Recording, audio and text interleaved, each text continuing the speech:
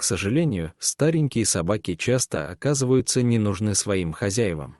Порой их отвозят в приют на доживание или же бросают на улице. Герою этой печальной истории тоже не повезло. Его привязали цепью к столбу и бросили около старого дома. Пес погибал от жары и голода. На счастье, о нем стало известно людям, которые жили рядом. Они-то и помогли бедному брошенному псу. Позвонили волонтерам. Когда те прибыли на указанное место, то даже не поверили тому, как можно было додуматься посадить на цепь собаку у пустого здания. Однако это была правда.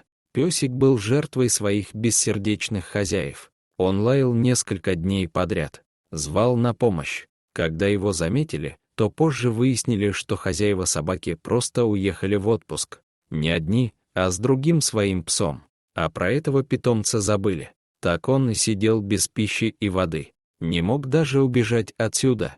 Но его лай услышали неравнодушные люди. Сообщили волонтерам из местного приюта.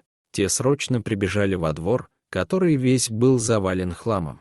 Псу начали бросать кусочки еды. Он ел с жадностью и ждал очередной порции. Так волонтеры хотели получить доверие собаки. Не сразу, а через время пес разрешил им себя погладить. Так что контакт можно было считать установленным. Волонтеры продолжали удивляться.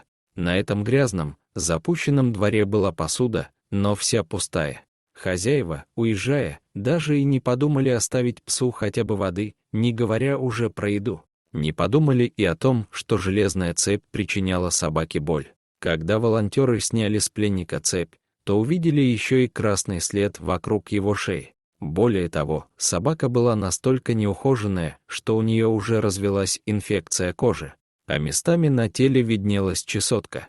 Если бы собаку не нашли, то она бы умерла. Но ее нашли, и вовремя.